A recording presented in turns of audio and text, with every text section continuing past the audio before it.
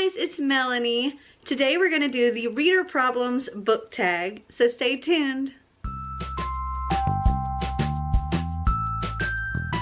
So I wasn't tagged by anybody to do this. I just found it and thought it would be fun to do, so let's get into it. I have my computer here in front of me that shows me all of the questions, so I'm just going to go through and read the questions and then tell you my answers. So the first question is, you have 20,000 books on your TBR. How in the world do you decide what to read next? And yeah, I mean, y'all see all of my book hauls. I have a lot on my TBR. I have this little planner, which is in another room right now, but I have this little planner and I kind of write out the books that I want to read, and I actually have it planned out for the year, all the books that I want to read, and I can kind of change it up. And I've left spaces for like to add some, but I have like about 10 books on average a month that I'd like to read. So it's following series, like I'll have one book in one month and the next book in the series the next month and so on. And I read multiple books at the same time, so I'll have like a physical book I'm reading as well as an audio book, so I have like a mix of both on my list. And when picking what goes on my list, I'll have a variety of bigger books, audio books, smaller books, and I will actually start at the front of my bookshelves and just kind of look at what I haven't read in helping me decide what to put on my list. So yeah. Question number 2, you're halfway through a book and you're just not loving it. Do you quit or are you committed? And before I would have said I'm committed, because very rarely have I ever DNF'd a book, especially halfway through. There have been a couple that I've just like read a page or two and I'm just like, I really don't like this writing style. It's gonna bother me. Don't even bother. But to get halfway through, normally I would say I'm committed, but I did just recently DNF a book that I got halfway through because I just couldn't stand it anymore. I couldn't make myself read it anymore. It was, yeah. Question number 3, the end of the year is coming and you're so close but so far away on your Goodreads reading challenge. Do you try to catch up, and how? And I would probably say yes, I would try to catch up. Even if I didn't make it, I would still try to catch up.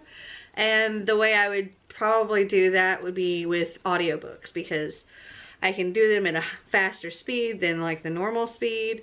And I can do it while doing other stuff, like if I'm cleaning house or driving or whatever. So that would probably be how I would do it. But that would only work if I was like really, really close. Though I don't think that would really be an issue for me. So what I do for my challenge is I actually look at what I read the year before and I make my challenge for just a little bit less than that. And then as I'm reading, if I need to, I can adjust it. So this year I adjusted it in February because I was already like 10 books ahead.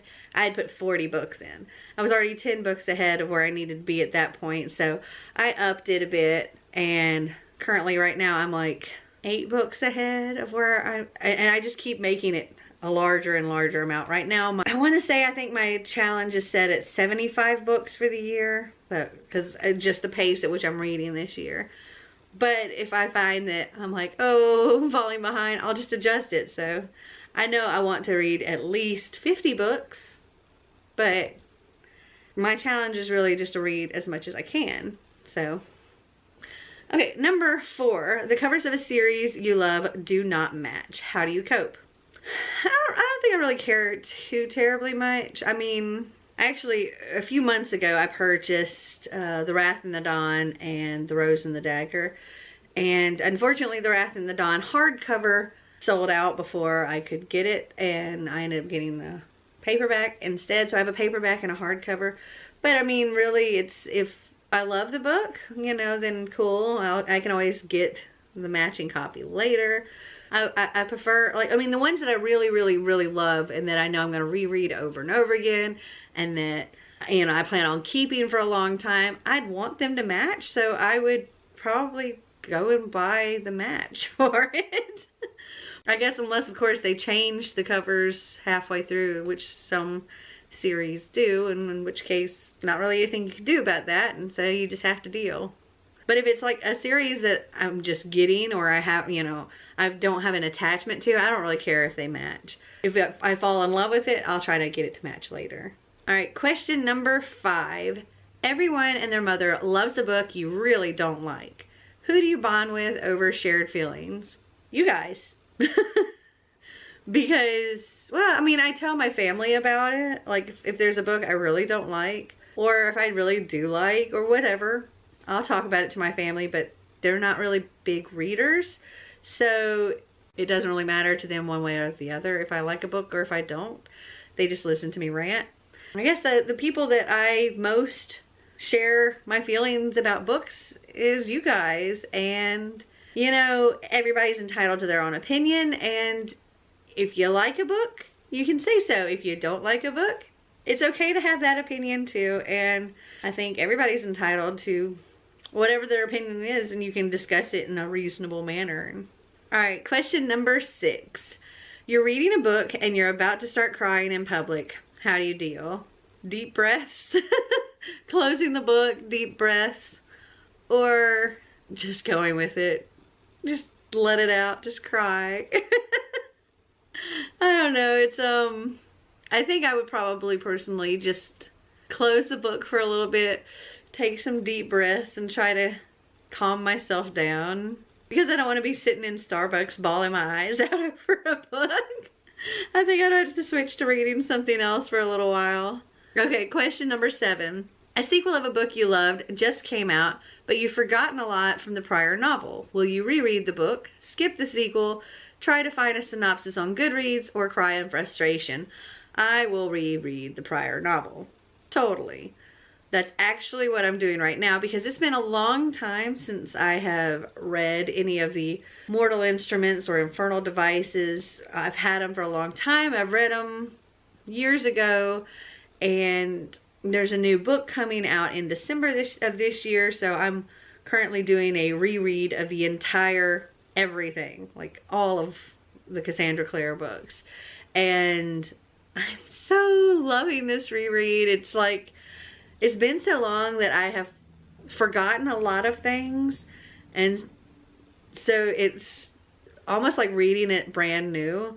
But then every once in a while I'll be like, oh wait, this is gonna happen. Oh, and I'm really enjoying the reread. So yeah, that's what I would do. Question number 8. You do not want anyone borrowing your books. How do you politely tell people nope when they ask? And actually, I personally don't mind loaning out certain books and to certain people.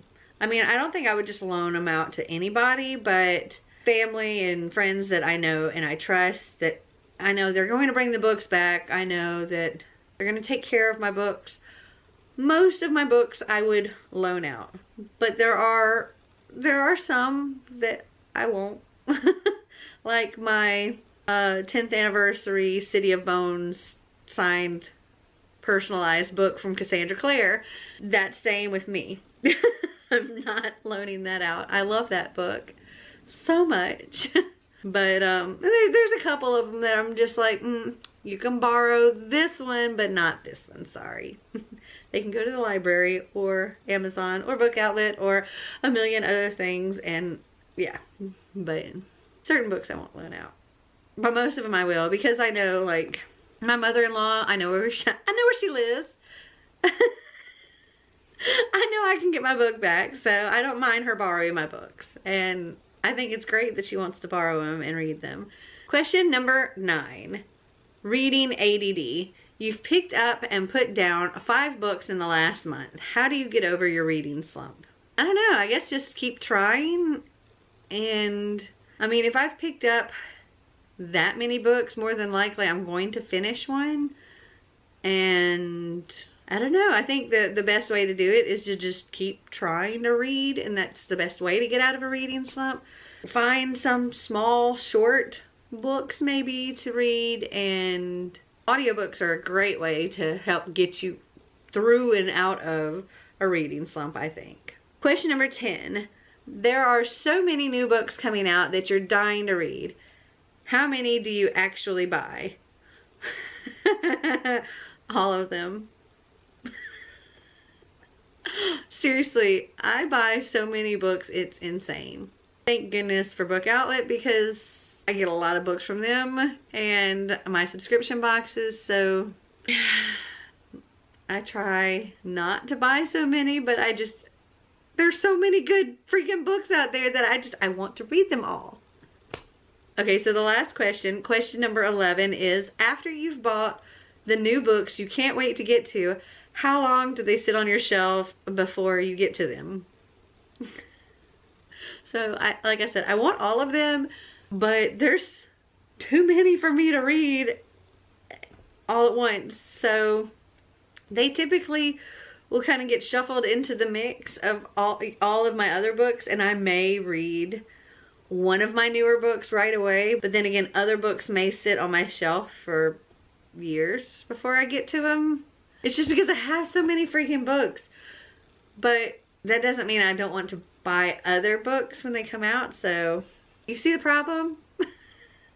I just, you know, want to have them for when I'm ready to read them, and eventually I will get to them. Eventually.